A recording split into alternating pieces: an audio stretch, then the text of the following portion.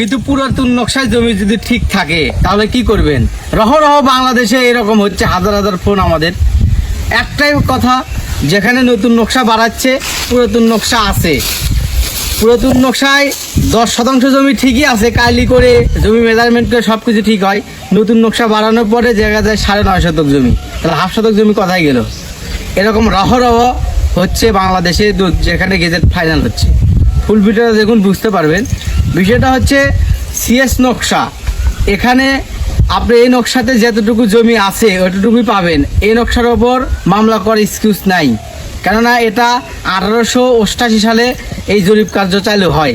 মতান্তরে 1940 সাল আকপাস একটু জরিপ কার্যের ডিফারেন্স হতে পারে, এর ভিতরে এই সিএস নকশাটা তৈরি হয়। এই নকশার ওপরে প্রথম বাংলা যে জরিপটা হয়েছে, ব্রিটিশ যে জরিপটা করছে, এই জরিপটা কার্যক্রম শুরু করে। এখন বিষয়টা, এই নকশা যদি জমি আপনার 10ই থাকে সেক্ষেত্রে কিন্তু 10ই জমি পাবেন। এখন পক্ষান্তরে প্রশ্ন আসতে পারে, নতুন নকশায় যে 1/2 শতক জমি কমে গেল, তাহলে এটার কি হবে?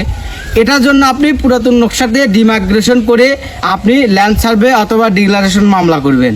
তাহলে কিন্তু দেখা যাবে যে 1/2 শতক জমি কার ভিতরে গেল, কোন পলটালা, কোন লোক আপনার জমিটা কেটে নিল, তার উপরে আপনি যদি যখন মামলা করবেন ওনার নকশাটা কালি হবে।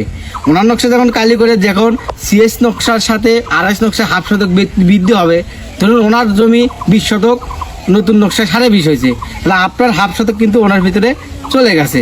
ওনার উপর মামলা করে 1/2 শতক ফেরত আনলেই কিন্তু আপনি জমি ক্লিয়ারভাবে 10ই বুঝে পাবেন।